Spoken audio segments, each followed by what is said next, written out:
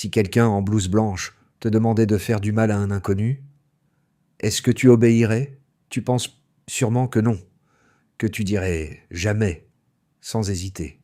Et pourtant, en 1961, un psychologue américain, Stanley Milgram, décide de tester jusqu'où l'humain est prêt à obéir à l'autorité.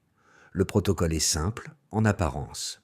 Deux participants se présentent à ce qu'ils croient être une expérience sur la mémoire. L'un devient enseignant, l'autre élève. Ce que le professeur ne sait pas, c'est que l'élève est en réalité un acteur et que les décharges électriques sont fausses. À chaque mauvaise réponse, le professeur doit appuyer sur un bouton. À chaque pression, le choc est censé devenir plus fort. L'élève crie, se plaint de douleur au cœur, tape contre le mur, supplie qu'on arrête. Et malgré tout, le scientifique, calme, dit simplement « L'expérience doit continuer ».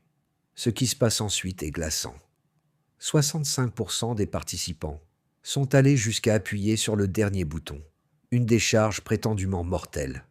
Pas par plaisir, pas par haine, mais parce qu'une voix, en blouse blanche, leur a dit de le faire. C'est là toute la puissance de l'autorité.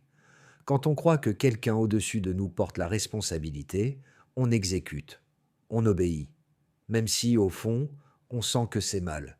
Et cette mécanique ne s'arrête pas à un laboratoire des années 60. Elle est encore partout, silencieuse, dans un open space, une salle de classe, un bureau de direction. On suit les règles, on baisse les yeux, par peur du conflit, par peur d'être différent. Alors pose-toi une question simple. Quand tu laisses passer une injustice, est-ce parce que tu le veux vraiment ou parce que tu n'oses pas désobéir? Si ce genre de vérité t'oblige à réfléchir, abonne-toi à l'humain brut. Ici, on observe ce que d'autres préfèrent ignorer. L'obéissance sans réflexion, c'est ce que l'histoire appelle la soumission.